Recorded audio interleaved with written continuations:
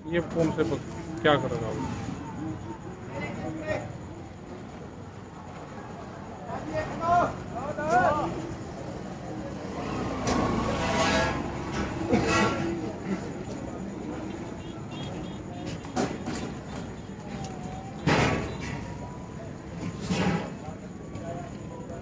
26 मई किसान आंदोलन के 6 माह और किसानों का लंबा संघर्ष, और जिसके नेतृत्व में संयुक्त मोर्चे के नेतृत्व में जो एक आंदोलन है, Shahjahan border, Ghazipur border, Singhu border, Tikri border, Dhansa border, तमाम जगह किसान आंदोलनरत हैं। और 26 मई को किसानों ने काला दिवस मनाने का निर्णय लिया है और उसमें आह्वान किया गया है कि सभी लोग जो किसान हैं या किसान से किसी तरह से जुड़े हैं, सब अपने घरों पर गाड़ी, मोटरसाइकिल, घर, तमाम जगह पर काले झंडे लगाकर अपना विरोध प्रदर्शन करेंगे। साथ साथ में अपने गांव में इकट्ठा होंगे, गांव के चौराहे पे, और सरकार का पुतला दहन करेंगे। इस तरह का फैसला संयुक्त मोर्चा की बैठक में लिया गया है, जिसमें टिकैत साहब भी शामिल थे। आज इसी पर जो है टिकैत साहब देश के किसानों और किसानों के संपर्क में रहने वाले जो भी लोग हैं, जो अन्न का उपयोग करते हैं, उनको आह्वान करने वाले हैं राकेश टिकैत जी। तो 26 मई काला दिवस, किस तरह से ये काला दिवस मनाया जाएगा, क्या मैसेज देना चाहते हैं सरकार को, उस पर आपकी किसानों से या जो भी किसानों से जुड़े हैं उनसे, आप देश के नागरिकों से क्या अपील करना चाहते हैं? उनसे ये है कि 26 तारीख को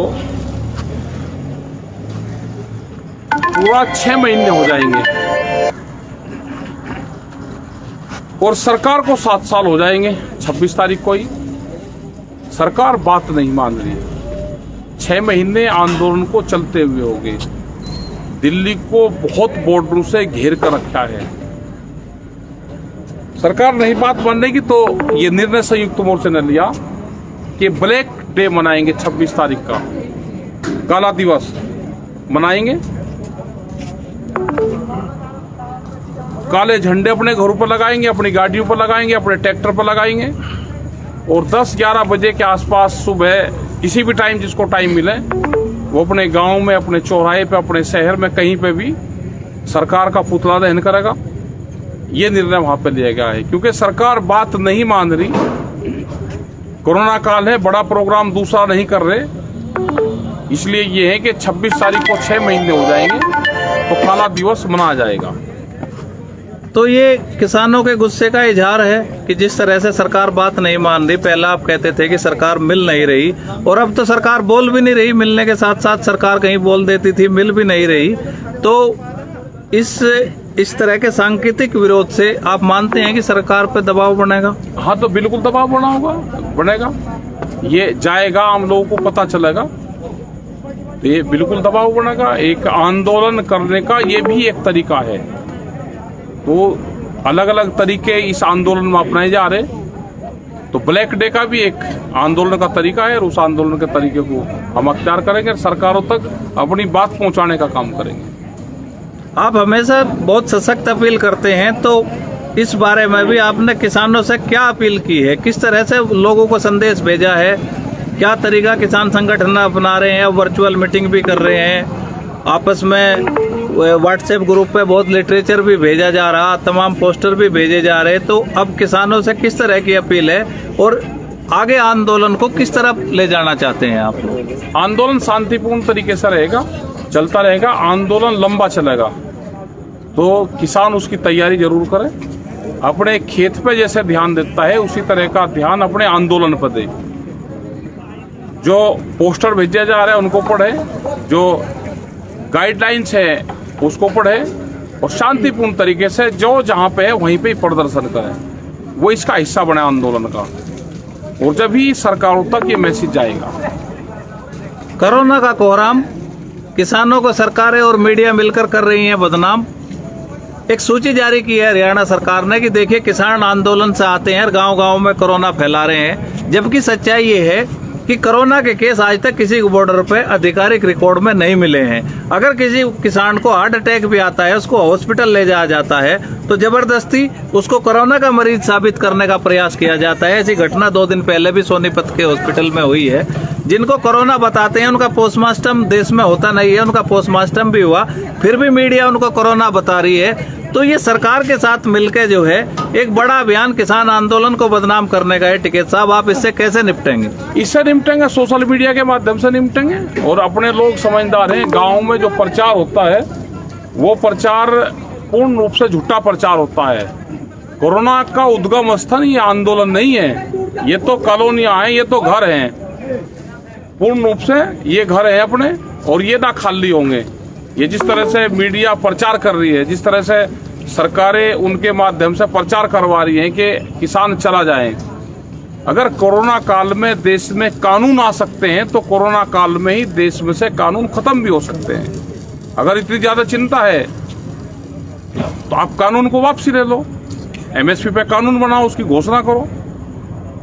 देश में अगर कोरोना है, कोई बीमारी है, तो उसके नाम पे आप हॉस्पिटल, ऑक्सीजन हॉस्पिटल का आप वो करो। गांवों में हॉस्पिटल बने हुए हैं, उनकी बिल्डिंगें बने हुई हैं, वहाँ पे कोई डॉक्टर नहीं है, दवाइयाँ नहीं है। सरकारों को पहले ध्यान देना चाहिए कि बीमार कोई आदमी है तो उसको अस्पताल मिले। किसान का रास्ता पार्लियामेंट जाता है, बीमार आदमी का रास्ता हॉस्पिटल जाता है, तो दोनों के रास्ते अलग अलग हैं। कोई भ्रम की स्थिति में ना रहे। बीमार कोई होगा तो अस्पताल जाएगा, सरकार की जिम्मेदारी है। और किसान आंदोलन का रास्ता पार्लियामेंट जाता है, इसका समाधान पार्लियामेंट से होगा। तो इन अफवाहों पर ध्यान ना दे। सरकार है, बदनाम करने की कोशिश करेगी, ये भी एक सरकार का षड्यंत्र है, उससे बचना है हमको। देखिए, कई दिनों से खबरें छप रही हैं कि गंगा में शव आ रहे हैं, और दुख का विषय ये है कि संस्कृति के अनुसार जो है अंतिम संस्कार किया जाता है। लेकिन उत्तर प्रदेश से एक बहुत मतलब एकदम मानवता को शर्मसार कर देने वाली एक तस्वीर सामने आई कि पुलिस के कुछ लोगों ने एक आदमी को टायर में डाल के जला दिया। दूसरी एक तस्वीर सामने आई कि गंगा के किनारे शव को रेत के नीचे दाब दिया गया, और जैसे ही हल्की सी बारिश हुई में सब बॉडी ऊपर आ गई। इस तरह का कहर देश में है, लेकिन सरकार मानने को तैयार नहीं है, इंतजाम को तैयार नहीं है। केवल सरकार को किसानों को बदनाम करना है। आपके पीछे जो झोपड़ी है, इस तरह की साइड में झोपड़ी है, तमाम अलग अलग टेंट घर जैसे लोगों ने बना के और बड़े डिस्टेंस के साथ रह रहे हैं, कुछ परिवार भी रह रहे हैं। तो तमाम एहतियात यहाँ पे बढ़ती जा रही, फिर भी किसान आंदोलन को बदनाम किया जा रहा। तो सरकार अपनी नाकामी छिपाने के लिए जो कर रही है, उस पर आपका क्या कहना है? सरकार को तो ये है कि आंदोलन से किसान अपने घर चले जाए, लोग मरे जीवे कुछ ही हो, उससे ना कोरोना का कोई मतलब है, ना इनकी गिनती हो रही कितने लोगों की डेथ हो रही। यहाँ तो लोग सुरक्षित महसूस मानते हैं अपने आप को। यहाँ पे सैनिटाइजर का छिड़काव होता है, यहाँ पे जो फॉगिंग होती है वो होती है हर रोज। तो यहाँ पे बीमारियां नहीं है। बीमारी तो गांव में होगी, शहर में होगी, कॉलोनी में होगी, उसका इलाज करें, हॉस्पिटलों को बनाएं। हॉस्पिटलों में ऑक्सीजन नहीं है, ऑक्सीजन का इंतजाम करें। पूरे देश में हाहाकार मचा हुआ है, हम अपना शांति से यहाँ बैठे, हमको डिस्टर्ब करने की कोशिश न करें। जब सरकार बातचीत करना चाहेगी, हम जब सरकार से बात कर लेंगे। अभी अपने हॉस्पिटलों पर ध्यान दे सरकार। जिस कॉरपोरेट के खिलाफ आपकी लड़ाई है, इस कोरोना काल में देखने को उसका एक रूप और मिला है कि सरकारें लंबे समय से, किसी की भी सरकार रही हो, स्वास्थ्य, ग्रामीण चिकित्सा और शिक्षा पे बजट खत्म करती रही, उसको घटाती रही, जिससे सरकारी अस्पताल और स्कूल बंद होने के कगार पर आ गए। आज भी वही स्थिति है। लेकिन वर्तमान में ये तमाम शिकायतें आ रही हैं कि प्राइवेट जो निजी अस्पताल हैं, उनको लूट की छूट मिली हुई है। 5 लाख रुपए एडवांस में जमा कराते हैं। कोरोना का इलाज अगर होता है तो वो 10 लाख रुपए से लेकर 50 लाख रुपए तक दिल्ली एनसीआर में होता है। तमाम उपकरण छोटे जो शहरों में है, उसी इलाज के वो 5 से 10 लाख रुपए लेते हैं। सरकारी सिस्टम ध्वस्त हो चुका है, लेकिन सरकार अभी उसको मान नहीं रही है। सरकार ने एक पैकेज बनाया है कि 50,000 करोड़ रुपए का लोन सस्ती रियायती दरों पे निजी अस्पतालों को देंगे। अगर यही काम सरकारी अस्पतालों के लिए किया जाता तो इसका क्या लाभ होता। और जिस तरह से निजीकरण को बढ़ावा दिया जा रहा, तो इसके इफेक्ट आप देख चुके हैं। तो इस पर आपकी क्या राय है? सरकारी हॉस्पिटलों को ये फंड देते, वहाँ पर जो बिल्डिंग बनी हुई है उसमें डॉक्टर को बैठाते, वहाँ पर दवाई देते, तो ये देश बचता, गरीब आदमी अपना इलाज करवा लेता। आज सारा प्राइवेटाइजेशन हो रहा है। प्राइवेट हॉस्पिटलों में लूट के सिवा कुछ नहीं है। डॉक्टर बच के जाते हैं, लेकिन उनको पैसा चाहिए। पूरी जनता से जो पैसा है कोरोना के नाम पे वो खाली करवा लिया। एक बड़ा षड्यंत्र है। सरकारी हॉस्पिटल, हमारे सरकारी डॉक्टर, उसके इंतजाम करना चाहिए था। उतना फंड उन पर हम लगाते तो उससे ज्यादा फायदा हो जाता। और बहुत जगह जहाँ प्रेशर दे के काम करवाए हैं, वहाँ पे काम चल रहे हैं। 8-8, 9-9, 10-10 सिलेंडर एक का गाँव में अगर दे दिए तो उससे बहुत लोगों की जान बची। यहाँ पे जो सिख समुदाय हैं, इंटरनेशनल खालसा के माध्यम से जो यहाँ पे गाजियाबाद में लंगर चला गया ऑक्सीजन का, उससे कई हजार लोगों की जान यहाँ पे बची। संयुक्त मोर्चे उनका धन्यवाद कर रहा, उनके साथ में हमेशा रहता है। जब पुलिस उनको तंग करती थी तो किसान संगठन वहाँ पे खड़ा हुआ। और आज यही सरकारें, यही अधिकारी उसकी तारीफ कर रहे। आज उनको पूर्ण रूप से वे फैसिलिटी अवेलेबल करवाई। अगर वो पहले से ही करवा देते तो बहुत लोग ऐसा है कि जो इसमें योगदान दे सकते हैं। बहुत जगह हमने अपने सिलेंडर भिजवाए तो उन सिलेंडरों से लोगों की जान बची है। तो ऑक्सीजन पर हमको काम करना चाहिए, दवाइयों पर हमको काम करना चाहिए। और जो रूरल पे जो हॉस्पिटलों की बिल्डिंग पड़ी है उनको ठीक करके वहाँ पे हमको काम करना चाहिए। आपदा के समय चाहे कोई सरकार हो, अगर हमारे आसपास या कहीं भी दुनिया में कोई आपदा आती है तो सरकारें एक दूसरे की मदद करती हैं। लेकिन हिंदुस्तान में बहुत सारी तस्वीरें और खबरें इस तरह की आ रही कि मदद करने वालों पर ही मुकदमा लिखा जा रहा, चाहे वो सिविल सोसाइटी हो या किसी राजनीतिक दल के लोग हो। उनसे क्राइम ब्रांच पूछताछ करती है, उनकी एम्बुलेंस बंद कर दी जाती है और तमाम ऐसी दिक्कतें पैदा की जाती है। उन पर ऑक्सीजन स्टोरेज के मुकदमे लगते हैं। तो इस पे सरकार की क्या मंशा है?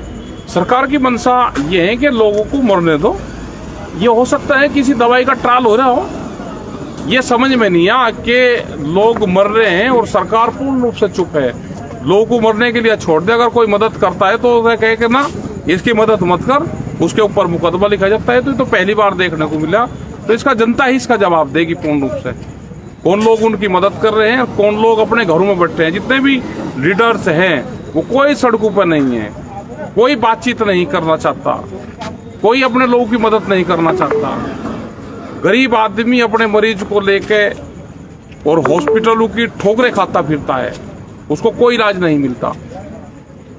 तो यह है कि सरकारों को शर्म आनी चाहिए और भारत सरकार को इस्तीफा देना चाहिए। धन्यवाद।